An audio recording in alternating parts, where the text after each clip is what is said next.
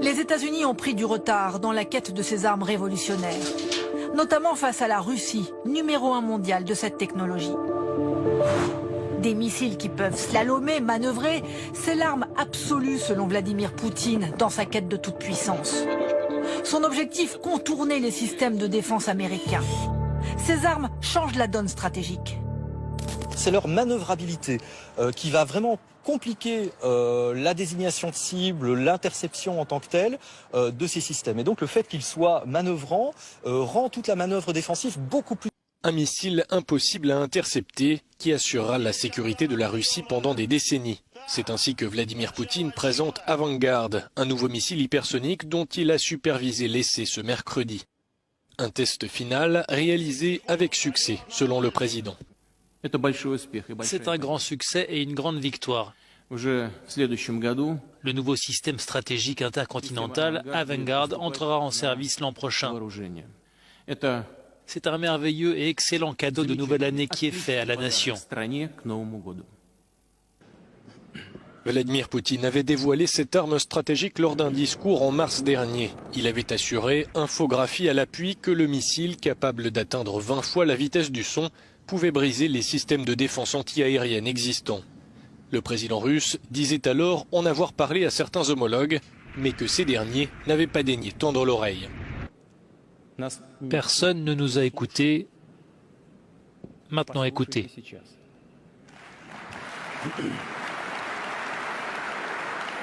Et en la matière, la Russie a donc bel et bien un coup d'avance, tout comme la Chine sur les États-Unis. C'est le thème de notre enjeu de pouvoir ce soir avec Stéphanie Pérez. La Russie qui se vante de maîtriser une arme invincible. La Corée du Nord qui assure enchaîner les essais avec succès. Quand la Chine mènerait des tests dans la plus grande discrétion. Et les États-Unis qui essaient de rattraper leur retard. Enjeu de pouvoir sur cette menace du futur. Ces armes si rapides et indétectables qu'elles bouleversent la course mondiale aux armements. Quand Vladimir Poutine a présenté le nouvel arsenal russe, tout le monde a cru à de la science-fiction. Mais il y a désormais des images de ces armes. Kinjal, poignard russe, est un missile hypersonique. Il est rapide, très rapide. Il atteint les 3 km/s. Et si quiconque essaie de l'abattre, il s'écarte et suit une trajectoire imprévisible. C'est une première, même si les États-Unis entendent tester leur équivalent l'année prochaine.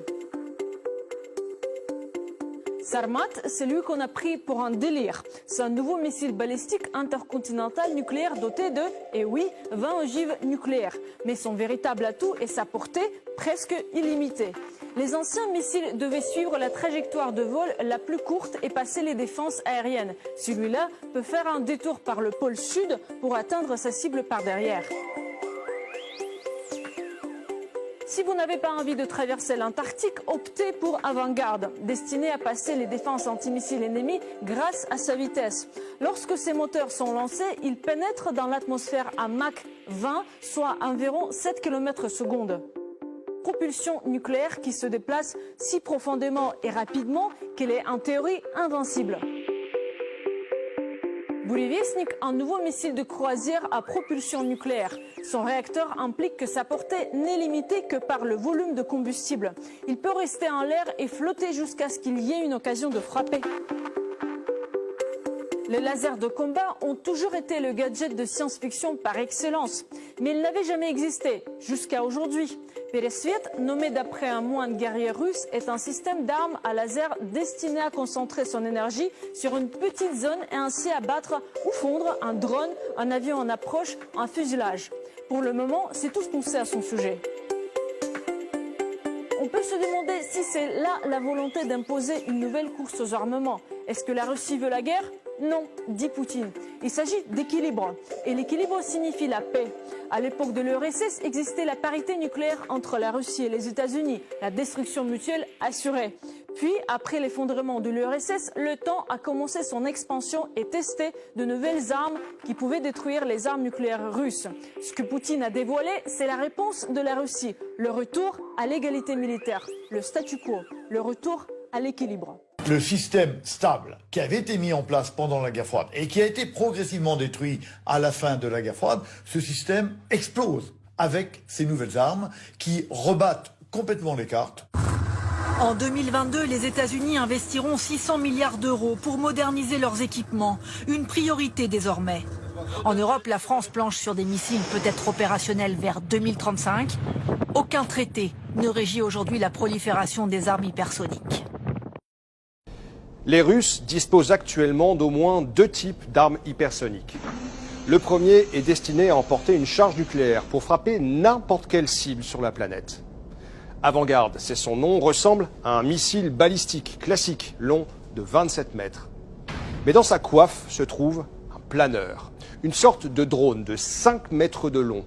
Lancé par le missile, ce planeur en matériaux composites pourrait voler jusqu'à 27 000 km/h dans les hautes couches de l'atmosphère, protégé de l'air chauffé à 2000 degrés par son bouclier thermique.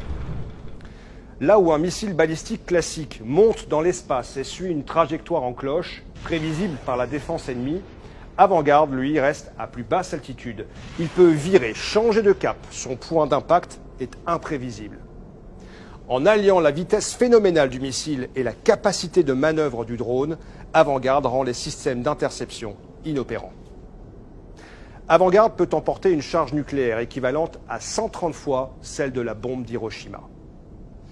Les Russes ont également développé des missiles hypersoniques à plus courte portée, comme le Zircon. Lui, fait 11 mètres de long.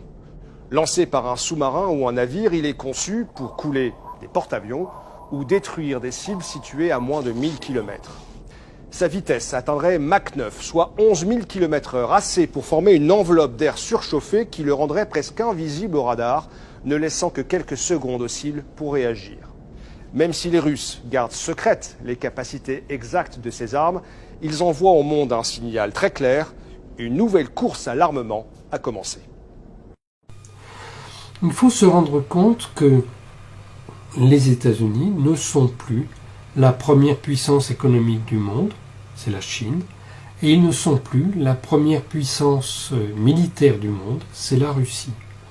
Au cours de la guerre de Syrie, que les forces de l'OTAN ont perdu, au cours de la guerre de Syrie, la Russie a expérimenté toutes sortes d'armes nouvelles qui sont sans commune mesure avec les armes de l'OTAN.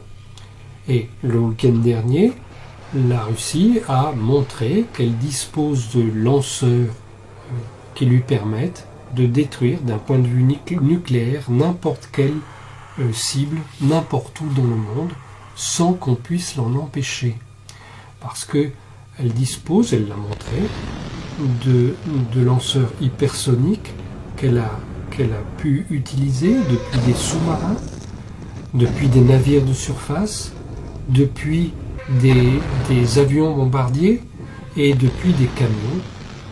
Elle peut tirer ces lanceurs hypersoniques et détruire ce qu'elle veut. Il est impossible de les arrêter parce que ça va beaucoup trop vite. Pour le moment, il n'y a aucun moyen d'interception. Donc en quelques minutes, elle peut détruire ce qu'elle veut n'importe où dans le monde. Et il faut bien se poser la question si un jour elle ne va pas devoir utiliser ce type d'armes contre le Pentagone, la Maison-Blanche et le Congrès des États-Unis.